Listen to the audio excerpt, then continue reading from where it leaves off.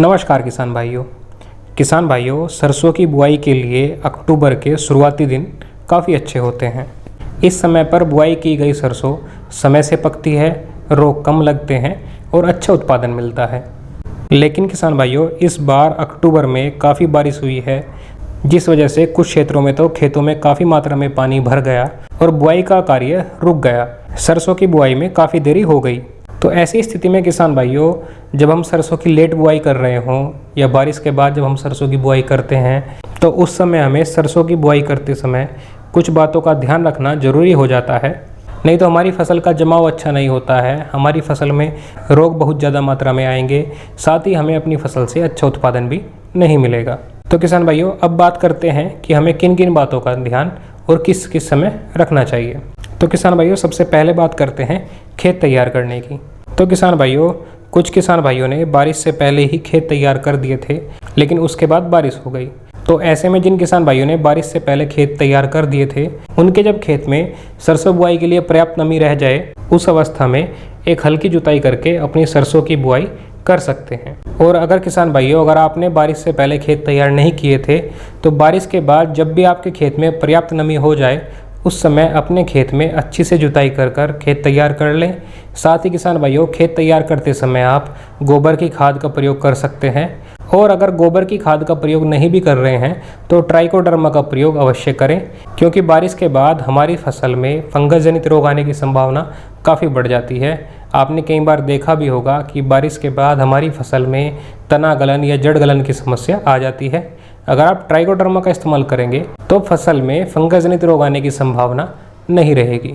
इसके अलावा किसान भाइयों, दूसरी बात का जो ध्यान रखना है वह है उचित बीज का चुनाव करना। हम सभी जानते ही हैं कि सरसों की बुआई लेट हो चुकी है। ऐसी अवस्था में किसान भाइयों, जब भी हम 15 या 20 अक्टूबर के बाद बुआई कर रहे हैं, उस स्थिति में हमें कम अवधि में पकने वाली सरसों की वैरायटियों का चुनाव करना चाहिए। हमें ऐसी वैरायटी का चुनाव करना चाहिए जो मार्च से पहले पहले पक जाएं, क्योंकि किसान भाइयों, अगर हम देर से पकने वाली वैरायटियों का चुनाव करेंगे तो वह मार्च के समय में पकती हैं, जब गर्मी काफ़ी ज़्यादा होने लगती है, गर्म हवाएं चलने लगती हैं। तो उस अवस्था में किसान भाइयों, हमारी फसल में कुछ तो रोग आने की संभावना हो जाती है, और कुछ किसान भाइयों, हमारी फसल का दाना सिकुड़ने लगता है, जिस वजह से हमें अपनी फसल से अच्छा उत्पादन नहीं मिल पाता। इसीलिए किसान भाइयों, बारिश की वजह से इस बार बुआई लेट होने की वजह से आपको कम अवधि में पकने वाली वैरायटियों का चुनाव करना जरूरी हो जाता है। साथ ही किसान भाइयों, बुआई के समय आपको प्रति एकड़ के लिए बीज की भी मात्रा थोड़ी बढ़ा देनी चाहिए, क्योंकि बारिश के बाद कुछ कीट उत्पन्न हो जाते हैं जो हमारे सरसों के बीज को खराब कर देते हैं। तो इसीलिए किसान भाइयों, बारिश के बाद आपको प्रति एकड़ के लिए थोड़ा बीज ज़्यादा ले लेना चाहिए। अगली बात का जो ध्यान रखना है वह है किसान भाइयों बीज उपचार। किसान भाइयों, वैसे तो किसान भाइयों बीज उपचार करना जरूरी ही होता है, लेकिन किसान भाइयों, बारिश के बाद तो यह बहुत ज़्यादा जरूरी हो जाता है। बीज उपचार करने से सरसों के बीज का अंकुरण भी अच्छा होगा और फसल प्रारंभिक अवस्था में जड़ गलन और तना गलन जैसे फंगस जनित रोगों से भी बचेगी। वैसे तो किसान भाइयों, ज़्यादातर हाइब्रिड बीज उपचारित ही आते हैं, लेकिन आप फिर भी उनको उपचारित कर सकते हैं, इसमें ज़्यादा खर्चा नहीं आता है। आप किसी भी अच्छे फंगिसाइड का इस्तेमाल बीज उपचार करने के लिए कर सकते हैं। इसके अलावा किसान भाइयों, अगली बात का जो ध्यान रखना है वह है सही खाद का चुनाव। किसान भाइयों, हम लोग ज़्यादा उत्पादन के लिए अपने खेतों में ज़्यादातर हाइब्रिड प्रजाति की सरसों की बुआई करते हैं, और हाइब्रिड प्रजातियां ज़्यादा उत्पादन के लिए तो जानी ही जाती हैं। इसीलिए किसान भाइयों, इनको ज़्यादा पोषक तत्वों की भी आवश्यकता पड़ती है। इन पोषक तत्वों की पूर्ति करने के लिए किसान भाइयों, हमको सही खाद का चुनाव करना आवश्यक हो जाता है। बुआई में कौन सा खाद कितनी मात्रा में डालना चाहिए जिससे हमें अच्छा उत्पादन मिल सकता है, उसके लिए हमने एक अलग से वीडियो बनाई है। आप इस वीडियो के आखिर में उसका लिंक मिल जाएगा, आप वहाँ पर उसको देख सकते हैं, या आप चैनल पर भी जाकर उसको देख सकते हैं।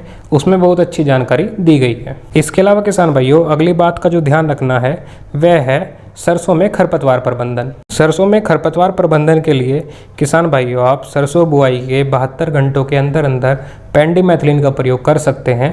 पेंडिमेथिलिन का प्रयोग आप सरसों बुआई के जितनी जल्दी कर लें उतना ही अच्छा रहता है। इसके प्रयोग करने से आपकी फसल में 50 से 60 दिन तक खरपतवार नहीं उगते हैं। हालांकि सरसों बुआई के समय अगर आप पेंडिमेथिलिन का प्रयोग नहीं कर पाए तो बाद में भी कुछ दवाएं आती हैं जिनका प्रयोग करके आप अपनी फसल से खरपतवार का नियंत्रण कर सकते हैं, या किसान भाइयों, आप निराई गुड़ाई से भी खरपतवार से छुटकारा पा सकते हैं। इसके अलावा किसान भाइयों, अगर आपके खेत में ज़्यादा पानी भर गया है तो उचित निकासी की व्यवस्था करें। और किसान भाइयों, अगर समय पर खेत में सरसों बुआई के लिए पर्याप्त नमी रह जाए तो ही आप सरसों की बुआई करें। ज़्यादा लेट सरसों की बुआई न करें, क्योंकि ऐसा करने से आपको ज़्यादा अच्छा उत्पादन नहीं मिल पाएगा। आपकी सरसों की फसल में रोग भी ज़्यादा आएंगे। उससे तो अच्छा है कि आप समय से किसी अन्य फसल की बिजाई कर सकते हैं। आप चने की बुआई कर सकते हैं, आप गेहूं की बुआई कर सकते हैं, और भी काफ़ी सारी फसलों की आप समय से बुआई करके अच्छा उत्पादन ले सकते हैं। उम्मीद करता हूं किसान भाइयों वीडियो अच्छी लगी होगी, इसलिए वीडियो को लाइक करके चैनल को सब्सक्राइब अवश्य करें। धन्यवाद।